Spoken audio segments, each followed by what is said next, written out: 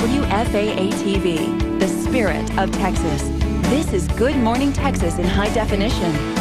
Are you having trouble sleeping because of allergies? Here's some answers. Here's Brenda. Well, my question to you, Gary, is I know you didn't sleep much last night, but if you did, what would you say to this question? How did you sleep last night? You may already be feeling the effects of a climate change and increase in allergies. Not to mention, we're going to be springing forward a few weeks earlier this year. So what can you do to adjust? Dr. Craig Swimmer from the Snoring Center is back to get us started and answer a few of your questions. Good morning to you. Good morning, Brenda. I'm laying next to my husband last night, and I realized that all these weeks you've been talking to me. Yeah. I cannot sleep if he goes to sleep before I do because he snores so loudly. And waking you up. Yeah. So I always thought it was the kids who were keeping me up. It's my husband. It's always the husband. I know. All right, let's talk about the seasonal thing. I'm feeling allergies. Everybody is. Is it worse for snorers this time of the year? It's funny. I mean, it's bad year-round, but this time of year, a couple of things come together. One certainly is allergies, and with this beautiful weather, everybody's starting to get congested, and that certainly can contribute. And last weekend's dust storm certainly didn't help. Did not help. Yeah, that was pretty impressive. Yeah. Another thing that we see is that by the middle to end of February, people's New Year's resolutions start to fade away. And so people were really good about eating better and exercising more, and maybe even paying more attention to their sleep hygiene and paying attention to their sleep needs.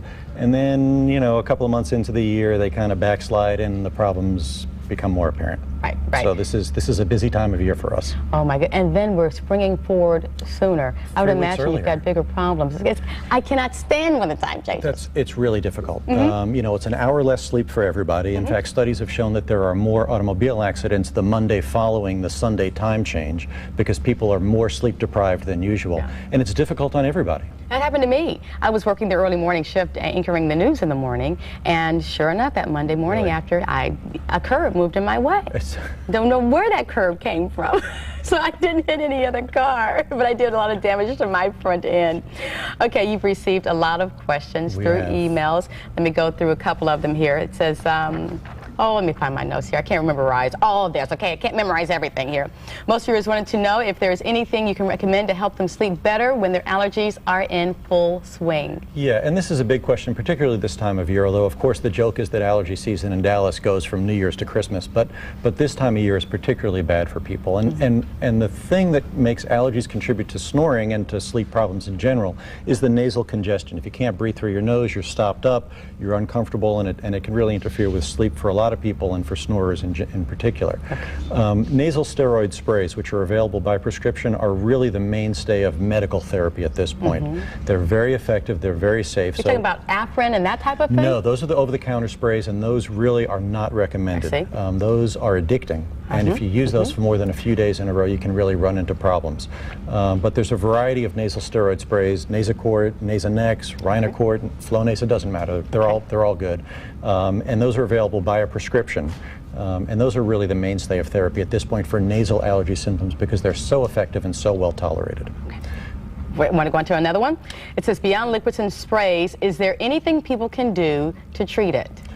Yes, there are a variety of things that people can do, and one of the things that we do at the Snoring Center is to offer a permanent solution to these nasal allergy symptoms with a technique called coblation, where we shrink some of the tissue inside the nose, and that it's a little office procedure that quickly and permanently relieves those nasal allergy symptoms so people don't have these seasonal flare-ups. All right. You need to help my husband. And you know, he swears it's because he sleeps on his back. And I'm like, I'm telling you, it's not just the back.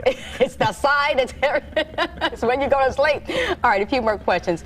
Person says, I had two sleep studies about 15 years ago, and then had my laser surgery on my palate, vulva, and tonsils. Both operations were very painful and took me 1 to 2 weeks to recover from each.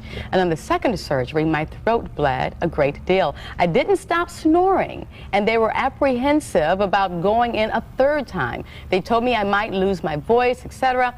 I never did quit snoring. Is there any hope for my situation? This person is 49 years old now, 6 feet 4 inches tall, and weighs about 250 pounds. Yeah, and Brenda, this question really just got to me because for many, many years, many people avoided treatment for just these reasons, that you know, 20 years ago, 15 years ago, what we had to offer surgically and with procedures was very invasive and very painful, and there were problems. But what I would say is, and you can't diagnose anybody without looking at them, but it is likely that there is hope and that there are things that can be done that are less invasive, less painful, and indeed I've treated many patients who have failed surgical therapy in the past with much less invasive procedures now. So yes, follow through, because this is not a problem that you want to ignore. I want to very quickly get to this last question. It says, Dr. Swimmer, I can't sleep at night. Every night I crawl into bed and I toss and turn, sometimes for hours. Then I start to get nervous that I can't sleep because I know I'm going to feel badly in the morning.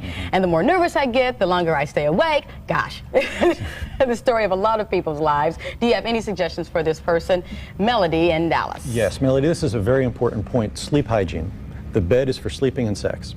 If you're in bed and for more than half an hour and you can't fall asleep, get up, go someplace else, and do something calming, relaxing. Read, deep breathing exercises, stretch, and then get back into bed when you feel sleepy. If you can't fall asleep within 30 minutes, get out of bed. You really want to condition yourself that bed is for sleep. And then for people for whom this is an ongoing problem, a recurring problem, we've talked in the past about bedtime rituals to transition from the crazy daytime hectic life to the place where you can fall asleep readily. So a soothing bath, aromatherapy, you know, calming music, Bottom line, if you're missing out on sleep, you're probably missing out on sex. We gotta go. All right, you have a question for Dr. Schwimmer, email him at questions@snoringcenter.com. You can also log on to snoringcenter.com or call 214-369-2345, or for more information, just email us, www.wfaa.com/GMT. Gary. Thank you very much, Brenda.